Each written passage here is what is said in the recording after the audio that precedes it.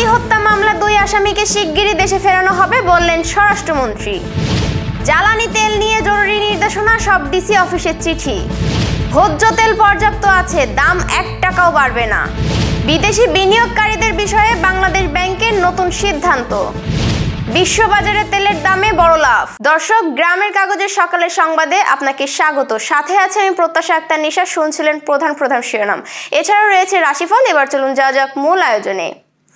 আলোচিত শরীফ ওসমান হাদি হত্যা মামলা 2 আসামি ভারতে গ্রেফতার হয়েছে বলে জানিয়েছেন স্বরাষ্ট্রমন্ত্রী সালাউদ্দিন আহমদ। তিনি বলেন, তাদের দেশে ফিরিয়ে আনার জন্য সরকার কাজ করছে এবং এ বিষয়ে পররাষ্ট্র মন্ত্রণালয়ের সঙ্গে সমন্বয় করে প্রয়োজনীয় পদক্ষেপ নেওয়া হচ্ছে।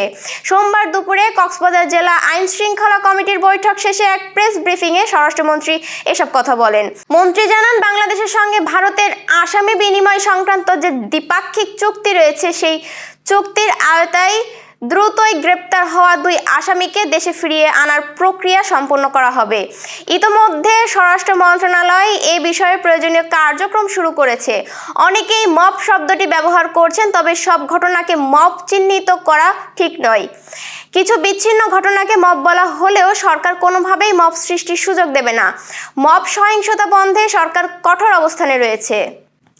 জ্বালানি তেলের সরবরাহ নিশ্চিত করতে এবং বাজারে কৃত্রিম সংকট প্রতিরোধে সারা দেশে ভ্রাম্যমাণ আদালত মোবাইল কোর্ট পরিচালনার নির্দেশ দিয়েছে মন্ত্রিপরিষদ বিভাগ। আজ সোমবার মন্ত্রিপরিষদ বিভাগের জেলা ম্যাজিস্ট্রেট পরিবেক্ষণ শাখা থেকে দেশের সব জেলা প্রশাসককে এই নির্দেশনা পাঠানো হয়েছে। মন্ত্রিপরিষদ বিভাগের সিনিয়র সহকারী সচিব নাহিদা আক্তার তানিয়ার সই করা পত্রে জানানো হয়, জ্বালানি তেলের বাজারে শৃঙ্খলা বজায় রাখা এবং কোনো ধরনের কৃত্রিম সংকট যেন তৈরি না হয় তা নিশ্চিত করতে এই বিশেষ উদ্যোগ নেওয়া হয়েছে। চিঠিতে মূলত তেলের অবৈধ মজুদ গড়ে তোলা বন্ধ করা, নির্ধারিত মূল্যের চেয়ে অতিরিক্ত দামে তেল বিক্রি প্রতিহত করা এবং খোলা বাজারে তেল বিক্রি ও পাচার রোধে করা নজরদারির মাধ্যমে নিয়মিত মোবাইল কোর্ট ও ভ্রাম্যমাণ আদালত পরিচালনার উপর বিশেষ গুরুত্ব দিতে বলা হয়েছে। বাজারে ভোজ্য তেলের পর্যাপ্ত মজুদ আছে, তেলের দাম 1 ফোঁটাও বাড়বে না, সম্ভাবনা নেই বলে মন্তব্য করেছেন বাণিজ্য মন্ত্রী খন্দকার আব্দুল মুক্তাদির।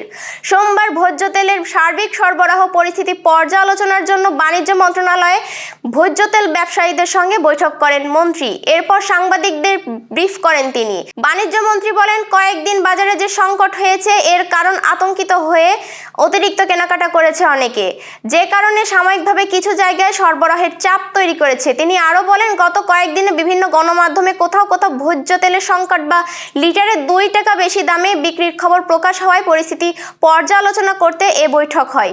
বৈঠকে আমদানিকারক ও রিফাইনারি মালিকদের কাছ থেকে পাওয়া তথ্য অনুযায়ী বাজারে ভোজ্য তেলের পর্যাপ্ত মজুত রয়েছে। বিদেশি বিনিয়োগকারীদের শেয়ার হস্তান্তর বা বিক্রির অর্থ নিজ দেশে ফেরত নেওয়ার ক্ষেত্রে নিয়ম শিথিল করার সিদ্ধান্ত নিয়েছে বাংলাদেশ ব্যাংক। নতুন সিদ্ধান্ত অনুযায়ী সর্বোচ্চ 100 কোটি টাকা পর্যন্ত অর্থ প্রত্যাবাসনে আর বাংলাদেশ ব্যাংকের অনুমতির প্রয়োজন হবে না। ব্যাংকগুলোর নিজস্ব প্রক্রিয়া অনুসরণ করে এই অর্থ বিদেশে পাঠাতে পারবে। আগে এই সীমা ছিল 10 কোটি টাকা। এতে বলা হয়েছে, শেয়ার বাজারে তালিকাভুক্ত নয় এমন সরকারি ও বেসরকারি কোম্পানির ক্ষেত্রে এই সুবিধা প্রযোজ্য হবে। বিদেশি বিনিয়োগ আকৃষ্ট করা এবং বিনিয়োগ বান্ধব পরিবেশ তৈরির প্রচেষ্টার অংশ হিসেবে এই সিদ্ধান্ত নেওয়া হয়েছে। এর আগে বিদেশি বিনিয়োগকারীর শেয়ার হস্তান্তরের অর্থ দেশে ফেরত নেওয়ার জন্য অধিকাংশ ক্ষেত্রেই বাংলাদেশ ব্যাংকের অনুমোদন লাগত। 2020 সালে ব্যাংকগুলোকে সর্বোচ্চ 10 কোটি টাকা পর্যন্ত অনুমোদনের ক্ষমতা দেওয়া হয়। নতুন প্রজ্ঞাপনে সেই সীমা বাড়িয়ে 100 কোটি টাকা করা হয়েছে। বিশ্ববাজারে তেলের দাম ব্যারেল প্রতি $110 উপরে উঠে গেছে, ফলে শেয়ার বাজারেও বড় ধরনের পতন দেখা দিয়েছে। ইরানের সঙ্গে যুক্তরাষ্ট্র ও ইসরায়েলের সংঘর্ষ এবং হরমুজ প্রণালীতে জাহাজ চলাচলে দীর্ঘস্থায়ী ব্যাঘাতের আশঙ্কা এই পরিস্থিতির মূল কারণ। খবর বিবিসির। ইরানের বিভিন্ন স্থানে যুক্তরাষ্ট্র ও ইসরায়েল নতুন করে বিমান হামলা চালিয়েছে। তেল ডিপো সহ একাধিক গুরুত্বপূর্ণ লক্ষ্যবস্তুতে আঘাত হানা হয়েছে। এই অঞ্চলের জ্বালানি সরবরাহে বড় ধরনের ব্যাঘাতের কারণে তেলের দাম ক্রমাগত বৃদ্ধি পাচ্ছে। সোমবার সকালে এশিয়ায় ব্রেন্ট অপরিশোধিত তেলের দাম প্রায় 24% বেড়ে $114.74 পৌঁছেছে। একই সঙ্গে নাইমেক্স লাইট সুইট তেলের দাম 26% বেশি বৃদ্ধি পেয়ে $114.78 দাঁড়িয়েছে।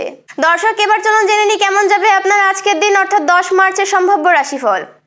মেষ রাশির কর্মক্ষেত্রে নতুন সুযোগ আসতে পারে। গুরুত্বপূর্ণ সিদ্ধান্ত নেওয়ার আগে ভালোভাবে চিন্তা করুন। পরিবারের সঙ্গে সময় কাটালে মন ভালো থাকবে।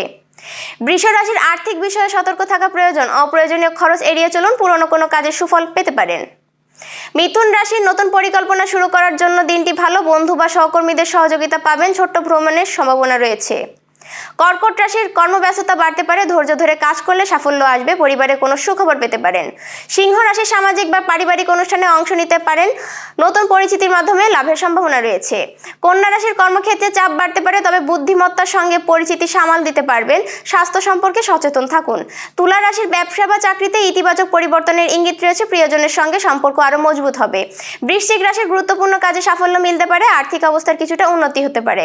ধনু রাশির নতুন কাজ বা উদ্যোগ নেওয়ার ক্ষেত্রে শুভ সময়। আত্মবিশ্বাস বাড়বে এবং কাজে অগ্রগতি হবে।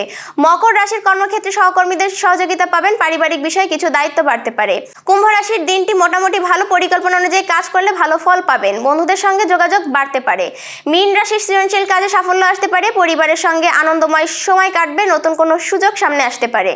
দর্শক, এই ছিল এখনকার আয়োজন। সব খবর সবার আগে জানতে ও দেখতে চোখ রাখুন গ্রামের কাগজের ইউটিউব চ্যানেল ও ফেসবুক পেজে। বিদ্যুৎ ও জ্বালানি তেল ব্যবহারে সাশ্রয়ী হন। আপনাদের কোনো প্রশ্ন বা তথ্য থাকলে জানাতে পারেন কমেন্ট বক্সে। এতক্ষণ সাথে থাকার জন্য শুভেচ্ছা। আমাদের পরবর্তী সংবাদ দেখুন বেলা 12:30টায়।